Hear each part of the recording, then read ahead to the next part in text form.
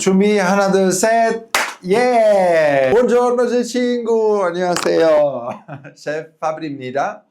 Stavo parlando di Netflix perché appunto Netflix, quando ho sentito che appunto cercavano Netflix era 안녕하세요. 제슐랭 가이드입니다. 오늘 다녀온 식당은 흑백요리사에서 백수저로 출연하신 파브리 셰프의 파브리 키친. 개인적으로 파브리 키친은 두 번째 방문하는 건데요. 개업 직후 오픈 초창기에 한 번, 그리고 흑백요리사 종영 후 이번이 두 번째 방문입니다.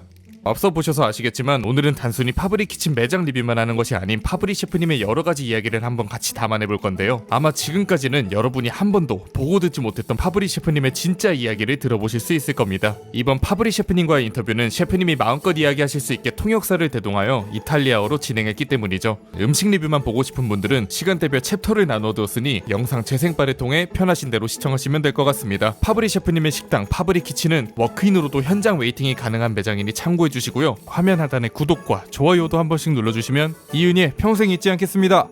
아마 오늘 영상은 꽤 흥미로운 부분이 많을 겁니다. 파브리 셰프님의 이야기도 그렇지만 이 파브리 키친의 메뉴들 오픈 초창기와는 너무 많이 달라져서 얘기할 거리가 좀 많을 것 같네요. 용산역 1번 출구, 신용산역 4번 출구에서 한 5분 정도만 걸어오시면 미슐랭 원스타 오너 셰프의 음식들을 굉장히 저렴하고 합리적으로 즐길 수 있는 곳이죠. 15년간 미슐랭 원스타를 받은 셰프의 음식인데 가장 비싼 메뉴가 22,000원밖에 안 될 정도로 이 가성비 측면에서 따라올 수 없는 괴물 같은 곳이기도 합니다. 이번 방문에는 오픈 초창기에 주문했던 대표 메뉴 몇 가지와 새로 출시됐다는 메뉴 몇 가지, 그리고 디저트까지 골고루 주문해봤는데요. 이 오픈 초에 먹었던 메뉴들을 지금 다시 생각해보면 솔직히 그닥 매력적이거나 임팩트가 있다고 느껴지진 않았었거든요. 부드럽고 짜지 않고 어떻게 보면 아이들 입맛에 맞췄다는 느낌도 나는 약간 뭐랄까 정체성이 확실하지 않았던 소극적인 맛이라 이번에도 크게 다르지 않을 거라 생각했었는데 생각했던 것보다 정말 많은 게 변해 있었습니다. 예전 파브리 키친이 한국인 입맛에 맞게 얌전하게 만들어진 스타일이었다면 현재 파브리 키친은 확실히 이탈리아 본토 요리를 추구하는 뚜렷한 정체성을 보여주고 있는데요. 같은 메뉴라고 해도 염도나 치즈의 쓰임 정도, 재료의 익힘, 단맛의 정도 등 정말 많은 것들이 전보다 더 현지에 가까운 스타일로 바뀌었습니다. 그리고 이렇게까지 메뉴들을 잡아가는데 정말 오랜 시간이 걸렸다고 하시더라고요. 그래서 지금 방문하시는 분들은 아마 팀 파브리가 추구하는 음식을 온전히 맛보고 오실 수 있을 겁니다. 근데 여러분 좀 궁금하지 않으세요? 도대체 왜 15년 연속 미슐랭 원스타를 유지한 이탈리안 현지 오너 셰프가 9,141km 떨어진 한국에서 제2의 삶을 시작하게 됐는지 말이에요. 본격적으로 음식을 리뷰하기 전에 파브리 셰프님의 스토리를 잠깐 들어보려고 하는데요. 미리 재밌는 사실 하나 말씀드리자면 파브리 셰프님은 원래 과학자가 꿈이었던 화학과 학생이었다고 합니다.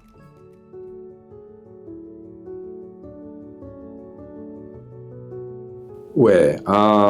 이게 진짜 그것도 너무너무 다양한 스토리예요.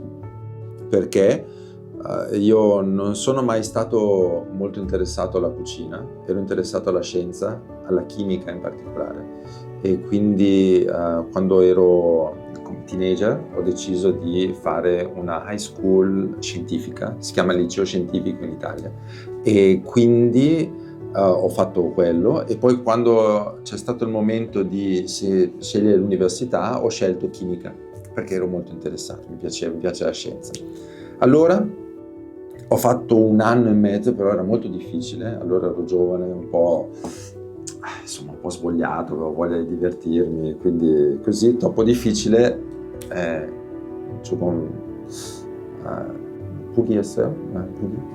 ho deciso di smettere e di aiutare mio papà in sala come waiter, come hall sala, cameriere si dice in italiano. Ho lavorato 1 anno così, però no, non è che mi è piaciuto. Ho lavorato 1 anno con mio papà in sala, però anche lì non è che ero tanto soddisfatto, perché non è che era un po' noioso, no? Dovevo solo servire le persone così, non è che potevo usare tanto la testa. Quindi ho detto, ritorno all'università. Sono ritornato all'università e ho scelto legge, una specie di legge un po' economica per le assicurazioni, le banche, così, perché pensavo che poteva essere una buona scelta. Però no, era abbastanza noioso anche quello. Ciò nonostante ho finito e mi sono laureato in legge. Mentre mi stavo laureando in legge, lo chef che aiutava mia mamma in cucina se n'è dovuto andare via e ho detto ok, temporaneamente IMC ti aiuto. Ho aiutato mia mamma in cucina e quando sono entrato in cucina mi sono ritrovato la scienza e la chimica, perché cucinare è scienza e chimica, soprattutto con le nuove tecniche che ci sono. Quindi mi è piaciuto, ero veramente mangio che vuole. E quindi ho deciso poi di continuare a aiutare. Poco a poco sono diventato lo chef, quindi mi occupavo di tutta la cucina, e dopo 2 anni abbiamo ricevuto la stella Michelin, veramente inaspettatamente. E quindi ho detto, wow, forse ho trovato la banyan della mia vita, la strada della mia vita. E da lì in poi mi sono concentrato solo su quello, e per 15 anni ho fatto solo quello, e ho fatto crescere piano piano tutto il mio ristorante e tutto lo staff. E tutto così.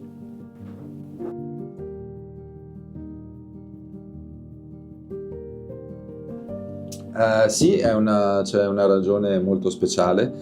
In realtà sono più ragioni che si sono messe assieme come un puzzle in tutta la mia storia professionale in Italia. E nel 2011 avevo bisogno di un sous chef, perché avevamo preso la stella da pochi anni, ma in cucina eravamo solo mamma, la signora che lavava i piatti e Fabri, e basta. Quindi c'era bisogno di strutturare un po' la cucina. E quindi ho chiesto in un forum internet, allora c'erano i forum internet, e uno chef italiano che lavorava a Singapore mi ha detto, ho qui un ragazzo coreano che vuole fare un'esperienza in Italia. E quindi è nata così la cosa. Per la prima volta ho avuto un sous chef, e per la prima volta ho conosciuto una persona coreana. E quindi quella volta è stata la prima volta davvero che ho avuto la possibilità di conoscere una persona coreana, e ovviamente essendo una cucina piccola, perché al Porticciolo 84, il mio ristorante precedente, aveva solo 6 tavoli, quindi molto piccolo, la cucina molto piccola, e quindi era come stare in famiglia in cucina. Ogni giorno lavoravamo assieme, parlavamo della nostra vita, ero molto curioso, quindi chiedevo a Park Song-woo, è il nome, adesso si chiama Sean, abbiamo fatto assieme Hukbaek Yorisa, come magari sapete, e quindi lui è arrivato la prima volta, e niente, mi è piaciuto, ci siamo trovati bene. Ho chiesto tanto della cucina coreana perché non sapevo niente allora, e lui mi ha spiegato, abbiamo fatto il kimchi assieme, ho fatto provare il gochujang la prima volta, wow, mi sono appassionato un po', mi sono incuriosito. Dopo, per un puro caso, è arrivato un altro ragazzo coreano come intern, come stagiaire, e quindi dal nulla ho avuto 2 ragazzi coreani. Poi Park Song-woo è tornato qui perché si era fatto male, non lo so, non mi ricordo bene cosa era successo, dopo 2 anni, ed è rimasto Lee Jung-chol, che adesso anche lui ha un ristorante qui a Seoul che si chiama Monocle, e anche lui è rimasto 3 anni e mi sono trovato bene. Poi è dovuto tornare in Corea anche lui per sposarsi, e quindi ho cercato un altro ragazzo coreano che si chiama Shin Won-hyuk, e lui è stato 5 anni e mezzo con me. Quindi io per 11 anni ho sempre vissuto con coreani, e ho vissuto la mia vita con coreani, ho imparato un sacco della Corea, ho imparato un sacco dell'Hansi, fino a che è arrivata un'occasione in cui mi hanno detto: oh Fabri, vorresti andare a fare un programma TV in Corea? E io, bella occasione per andare a visitare la Corea. Ok, sono venuto qua, ho visto tutto questo e mi sono innamorato e ho deciso di trasferirmi qui. Questa è una storia lunga, però è piena di incastri fortunati, e sono tanto contento che si siano avverati tutti questi incastri.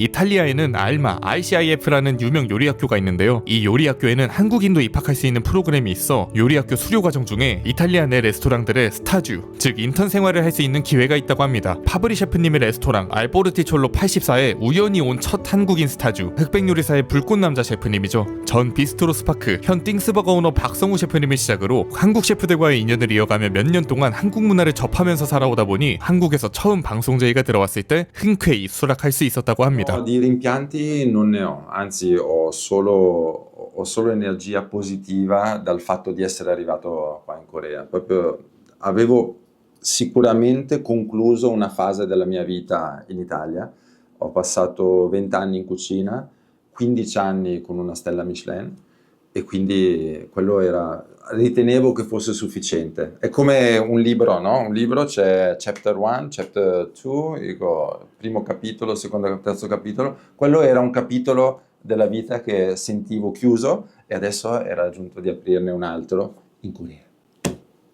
실제 방송에서 만나는 파브리 셰프님은 굉장히 쾌활하고 행복만 가득 넘치는 사람처럼 보이지만 막상 음식에 관련된 이야기를 나눌 때는 상당히 신중하고 차분해지는 모습이 있으시더라고요. 이날 주문한 메뉴는 전적으로 셰프님 추천하에 고르게 되었습니다. 에피타이저로 문어 요리, 판자넬라 디 볼뽀, 파스타는 3가지, PPP 파스타와 살시차 까르보나라, 라구 파스타, 메인으로 돼지고기 안심 요리인 필레트 디 마얄레 알레 에르베, 디저트 판나코타와 콥차 초코라또 에 프루타까지 주문했습니다. 여기서 파브리 셰프님이 강력하게 추천하는 메뉴들은 살시차 까르보나라와 라구 파스타였는데 오픈 초에는 없었던 메뉴기도 하고 팀 파브리가 완벽하게 갖춰졌기 때문에 만들 수 있는 메뉴들이라 꼭 먹어봤으면 좋겠다라고 말씀하시더라고요. 참고로 이 살시차는 이탈리아 전통 소세지를 말하는데 살시차부터 라구까지 모든 건 매장에서 직접 만든다고 하십니다. 마실거리는 화이트 와인 한 잔과 샹그리아 한 잔 주문했는데요. 샹그리아 정말 맛있으니까 하나 시켜보시는 걸 추천드립니다. 기본 식전빵으로 올리브 포카치아 인당 하나씩 나오고요. 함께 나오는 올리브 오일에는 따로 발사믹이 뿌려져 있지 않습니다. 좋은 올리브 오일에는 발사믹이 따로 필요 없다고 하는데 여기 올리브 오일에서는 은근한 풀향이 올라오기 때문에 익숙하지 않을 수는 있지만 충분히 맛있게 먹을 수 있을 겁니다. 먼저 에피타이저로 문어 요리, 판자넬라 디 볼뽀, 문어와 크루통, 토마토와 바질 등을 상큼한 드레싱에 버무려 올리브 오일로 마무리한 요리인데요. 가격은 11,000원. 보통 강남권이나 압구정 쪽에 가면 최소 25,000원에서 시작할 법한 음식인데 가격이 진짜 말도 안 되는 수준이긴 합니다. 얼마 전 청담에서 먹었던 비슷한 느낌의 문어 요리가 29,000원이었다는 걸 생각해보면 좀 많은 생각이 들게 하는 가격인 것 같습니다. 오픈 초기에 비해 크루통 사이즈가 훨씬 커지고 그만큼 드레싱이 크루통에 잘 흡수되어서 뭔가 바삭할까 싶다가 촉촉하게 뭉개지고 씹히는 순간 마지막에 바삭함이 살짝 치고 가는 절묘한 식감에 문어와 다른 채소들이 함께 어우러져 만들어내는 풍미가 입안을 화사하게 만들어주는 느낌입니다. 적당히 산미가 있는 화이트 와인 함께 곁들이시면 화사하면서 산뜻한 향을 훨씬 풍부하게 즐길 수 있고요. 다음은 PPP 파스타, 가격은 17,000원. PPP는 판나, 피셀리, 에 프로슈토라는 뜻인데 완두콩과 햄이 들어간 크림 파스타라고 보시면 됩니다. 사실 오픈 초기에 먹었던 PPP 파스타를 생각해보면 파브리 키친의 정체성을 되게 애매하게 만들어버린 메뉴라는 느낌이었거든요. 너무 마일드한 맛에 간도 약한 편이었고 오르키에떼를 사용했다는 거 외엔 별다른 특징이 없어서 솔직히 이번에도 별 기대 없이 점검하는 느낌으로 주문해봤는데 와, 확실히 달라졌습니다. 전반적으로 치즈의 풍미가 지배적으로 느껴지면서 염도 자체도 치즈로 전보다 훨씬 강하게 잡혀있어 이제는 진짜 파스타를 먹는구나 라는 느낌이 들더라고요. 그전에는 아이들 먹으라고 부드럽게 끓여낸 가정용 크림 파스타 같은 느낌이었다면 지금은 적당한 와인 한 잔 곁들이고 싶어질 정도로 풍미가 좋은 한 그릇이었습니다. 그리고 이게 바로 살시차 까르보나라와 라구 파스타. 가격은 18,000원. 각종 향신료와 돼지고기 등 수제로 만든 이탈리안 소세지 살시차에 크림 한 방울 들어가지 않고 페코리노와 계란으로만 만들어낸 진짜 이탈리안 정통 까르보나라. 라구 파스타는 매장에서 직접 끓인 설탕 한 톨도 들어가지 않은 진짜 정통 라구 소스에 멜팅한 치즈를 위에 둘러 마무리했는데요. 까르보나라와 라구 모두 단맛을 내는 재료가 하나도 들어가지 않기 때문에 진짜 이탈리안 파스타, 파브리 셰프의 오리지널 파스타가 궁금하신 분들은 이 메뉴를 주문하시면 됩니다. 실제로 먹어보면 익숙하지 않으실 수도 있어요. 단맛 없이 짭짤함과 고소함, 그 약간의 감칠맛으로만 이루어진 파스타이기 때문에 우리가 평소에 먹던 파스타와는 확실히 다른 느낌이 있을 겁니다. 까르보나라는 계란 노른자의 고소함과 페코리노의 꼬릿한 치즈향, 살시차를 씹을 때마다 느껴지는 감칠맛과 스파이스까지 딱 요리 잘하는 이탈리안 셰프님이 만들어준 맛있는 까르보나라였고 라구도 뭉근하게 잘 끓여져서 소고기의 은근한 감칠맛과 치즈의 짭짤함이 어우러져서 맛있었습니다. 이거는 진짜 오리지널 파스타이기 때문에 취향은 분명 갈릴 수도 있겠지만 설령 내가 평소에 먹던 맛이랑 좀 다르다고 해도 평소에 먹던 맛이랑 달라서 맛이 없다 정도로 끝내지 않으셨으면 좋겠습니다. 강요는 절대 아니고요. 다양한 음식을 맛보면서 이해하고 받아들이는 습관을 기르다 보면 음식이라는 문화를 즐길 수 있는 방식이 훨씬 다양하고 풍족해질 수 있거든요. 그런 면에서 실제 이탈리안 미슐랭 셰프의 오리지널 파스타를 경험할 수 있는 기회가 온다? 이건 못 참지. 여기서 많은 분들이 궁금해하시는 게 파브리 셰프님의 흑백 요리사 관련된 스토리일 텐데요. 파브리 셰프님이 직접 말해주시는 흑백 요리사 관련 비하인드 한번 같이 들어볼까요? 흑백 요리사 진짜 솔직히 말하면 이렇게 될 줄 몰랐어요. No.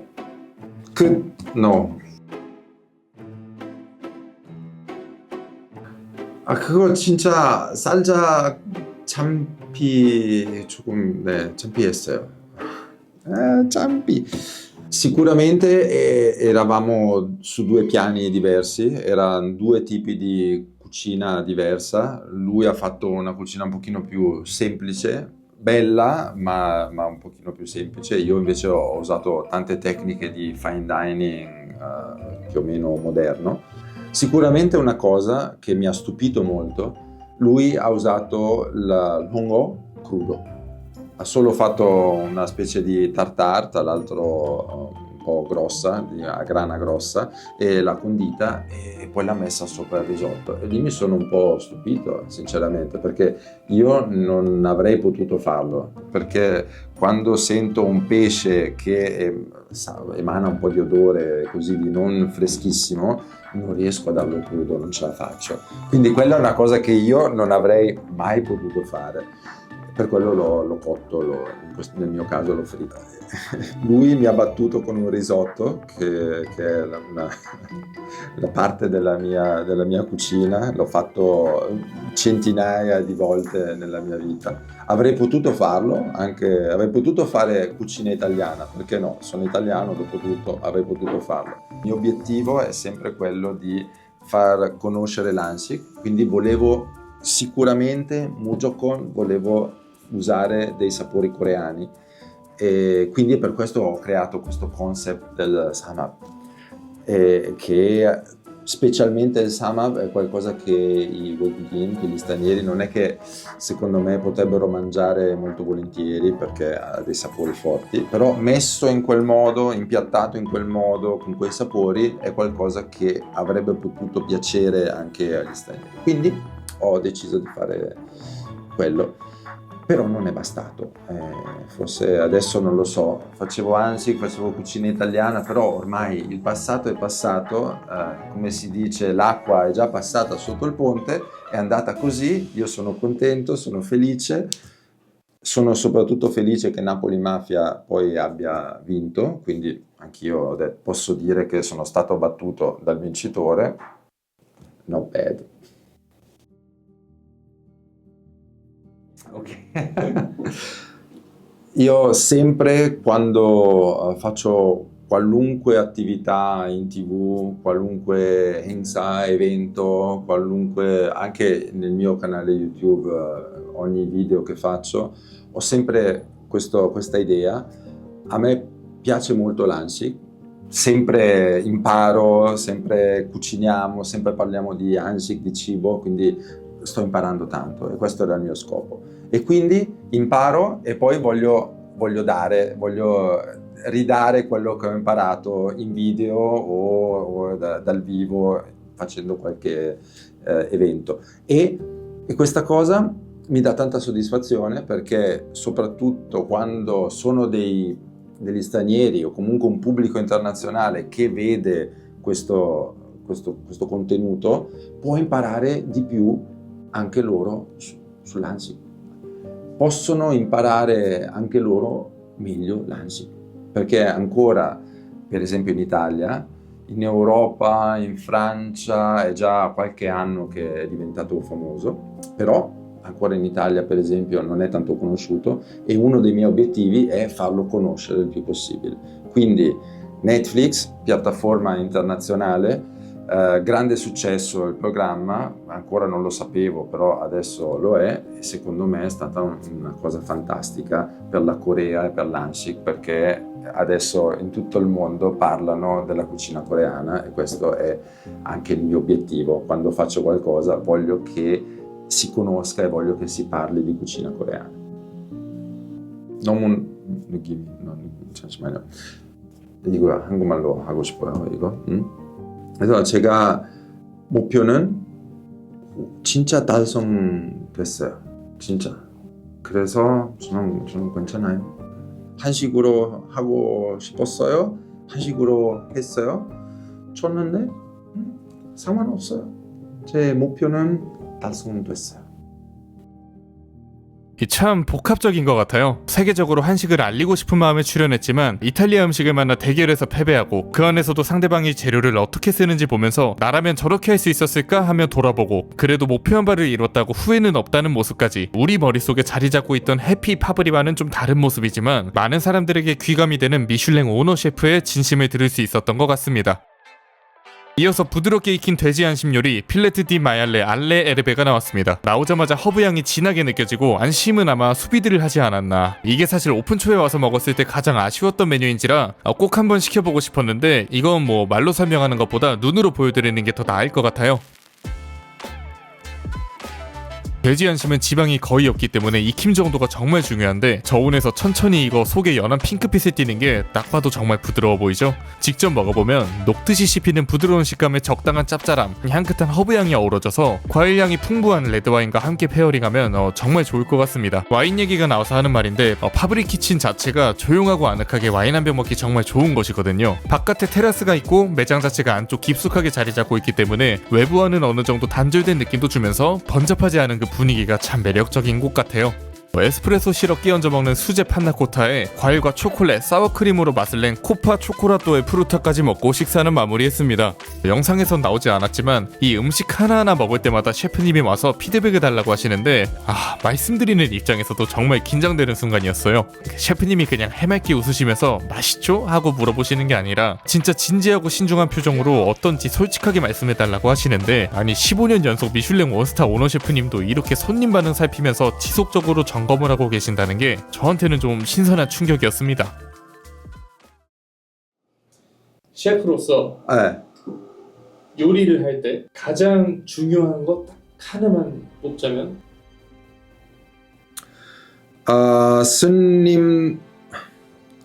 손님들이 맛있게 먹어야 돼요. 그거 제일 중요한 거예요. 잔반이 없어야 돼요. 주방에 그 접시 돌아오면 거의 아무것도 없어야 돼요.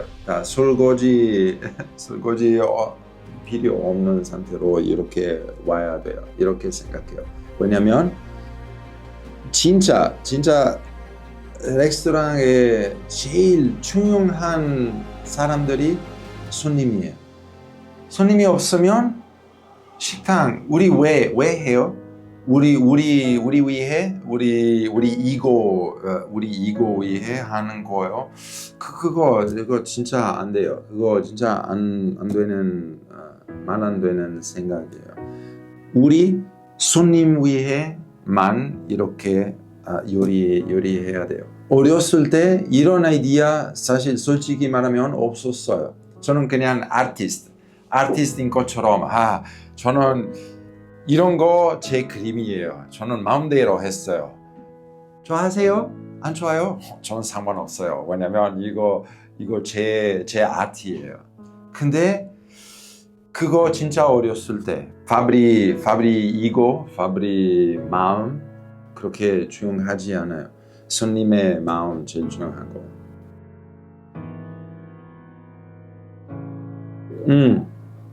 È vero, purtroppo viviamo in un momento in cui ci sono un sacco di persone che sono un po' frustrate dalla situazione economica, soprattutto, che si fa fatica a trovare lavoro, cosa faccio, potrò avere successo, no?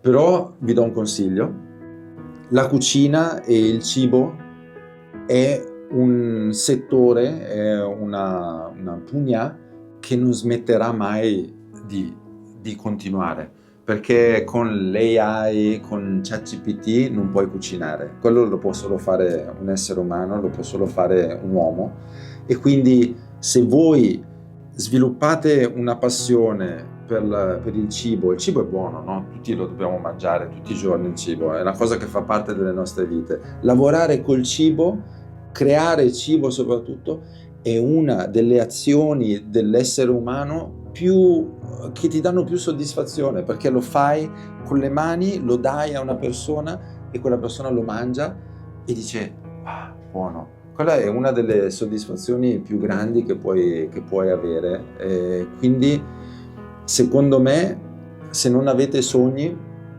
e vi piace il cibo, provateci, perché potete farlo. È un lavoro duro, sappiatelo, ve lo dico anch'io, ho faticato tanto, però vi dà tanta soddisfazione, e la cosa più importante nella vita è lavorare con soddisfazione.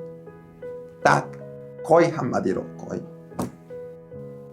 파이팅! 파이팅! Forza! 아, no, 이거 지금까지 다 이탈리아말로 했어요. Forza! Forza! Potete farcela!